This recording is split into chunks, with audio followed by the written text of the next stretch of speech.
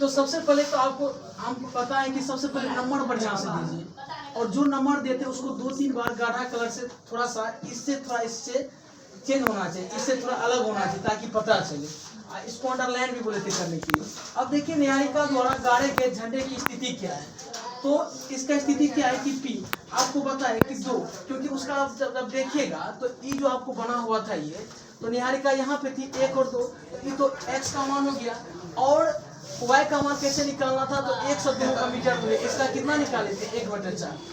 तो जो निहारिका द्वारा गाड़े के झंडे की स्थिति थी वह 2 और 100 का कितना 1/4, तो 100 का 1/4 करेंगे तो कितना आएगा 25। तो पी बिंदु कितना निकल गया आपको 2 और 25। इसका मतलब क्या हुआ समझे कि x का मान 2 और y का मान कितना 25।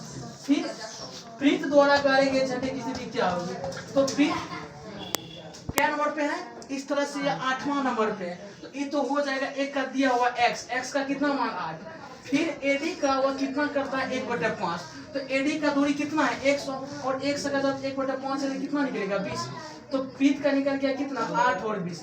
अब कह रहा है कि 2 बिंदु आपको पता चल गया, एक पता चल गया पी, एक पता चल गया क्यू, दोनों मिडिल में यानी मध्य में झंडा क्या करती है गाड़ना चाहती है। तो जब मिड में गाड़ना चाहती है तो यहाँ आएगा दोनों का बीच, इसका भी आधा इसका आधा कहाँ आएगा यहाँ, तो यहाँ आएगा। और आपको बताए थे कि मिड पॉइंट फॉर्मूला क्या होता है, x1 प्लस x2/2 और y1 प्लस y2/2। तो सबसे पहले काम किया था कि दोनों का निर्देशांक निकालना, किसका P और Q का। जब ये दोनों निकाल लिए तो सबसे पहले इसका दूरी निकालिए कि दोनों के बीच का दूरी कितना है P और Q। तो आप जानते हैं डिस्टेंस फॉर्मूला क्या होता है, डिस्टेंस फॉर्मूला होता है दूरी सूत्र x2 - x1 का whole square plus y2 - y1 का होल स्क्वायर। अब देखिए यहाँ से तो P और Q के बीच दूरी कितना है, तो ये हो जाएगा x2 का मान, ये x1 का मान, तो 8 - 100 का whole square plus y2 - y1, तो 20 - कितना 25 का होल स्क्वायर। तो यहाँ से 8 में से तो ये कितना 100 का होल स्क्वायर, अब प्लस कितना 20 में से 25 का कितना -1। अब यहाँ ध्यान दीजिए कि आपको बताए थे कि यहाँ देखिए 20 के पीछे कुछ है तो प्लस है, और यहाँ पे क्या माइनस है। और जब भी यहाँ घटाव की क्रिया होगी, किसकी क्रिया होगी, क्योंकि बड़ा कौन है, बड़ा है आपको माइनस वाला, जब भी घटाएंगे तो उसी का चिन्ह रहेगा ना। देखिए -25 है, यहाँ +20 है, तो घटेगा, क्योंकि प्लस माइनस क्या होता है माइनस, और माइनस होगा। लेकिन आपको देखना पड़ेगा कि चिन्ह किसका है, तो चिन्ह किसका है माइनस का, तो वह चिन्ह सहित यहाँ पे आएगा।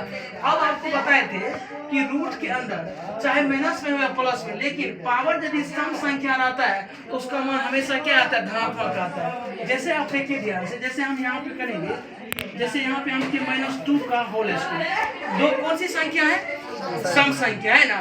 जब किसी भी संख्या पे सम पावर हो, अंदर में चाहे प्लस में हो माइनस में, यदि उसका आप स्क्वायर करिएगा, उसको 2 बार गुना करिएगा तो हमेशा क्या आता है धनात्मक आएगा, क्योंकि माइनस गुना माइनस क्या होगा, जैसे इसको 2 बार गुना करेंगे माइनस और गुना माइनस, देखिए तो माइनस गुना माइनस क्या होगा प्लस, और 2 गुना कितना होगा 4। तो इसका मतलब है अभी तो यहाँ पे छोटा संख्या है तो आप 2 बार गुना कर लिए। मान के यहाँ पे पावर रहता 95 नहीं, मान लेते 98 पावर रहता, तो आपको केवल ये देखिए कि पावर सम संख्या है कि विषम संख्या, सम संख्या, इसका हमेशा मान क्या आएगा प्लस में आएगा। यहीं पे पावर क्या रहेगा विषम संख्या, जैसे 97 पावर रहता, तब इसका मान क्या आएगा, तब इसका मान माइनस में। अब यहाँ कितना आएगा वो पता नहीं, गुना करके देख लेंगे, लेकिन इसका मान हमेशा क्या आएगा माइनस आएगा। अब ये बात आपको कब देखना, जैसे मान चले कि ये पूछ दिया परीक्षा में, ये क्वेश्चन आपको पूछ दिया और ऑप्शन में दे दिया ए बी करके सी करके 3 ऑप्शन आपको दे दिया, और कोई एक ही ऑप्शन माइनस में दिया हुआ है, वही आंसर होगा, क्योंकि आपको सोचना ही नहीं है। क्यों, क्योंकि आप जानते हैं कि किसी भी संख्या पे यदि विषम पावर है तो उसका मान हमेशा क्या आएगा ऋणात्मक आएगा, वही सम आएगा तो क्या आएगा धनात्मक।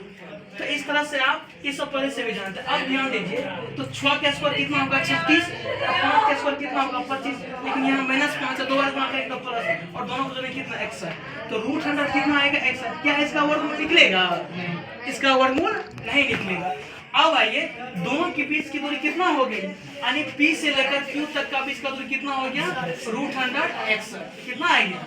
और रूट का मतलब क्या होता है वर्गमूल, क्या होता है वर्गमूल। अब आइए, तो अब ये दोनों का बीच का दूरी निकालिए। अब हमको इसका निकालना है, क्योंकि दोनों इसके मध्य में झंडा क्या करती गाड़ना चाहती है। जैसे ही मध्य बोला इसका मतलब है कि आप क्या निकालेंगे मिड पॉइंट फॉर्मूला से। तो आपको पता है x1 भी पता है, y1 भी पता है, x2 भी और y2 दोनों पता है। अब आप जानते हैं कि मिड पॉइंट फॉर्मूला क्या होता है, x1 plus x2 y1 plus y2। यहाँ मान बैठाइए, x1 का मान 2 है और x2 का मान कितना 8 है। 8 प्लस 2 कितना 8 और प्लस 2 कितना 10 और 10 प्लस 2 कितना आएगा 5। ठीक उसी तरह y1 का मान कितना है 25 और y2 का मान कितना 20। दोनों को जो कितना 45 कितना होगा सारे भाई। तो यही इसका क्या है।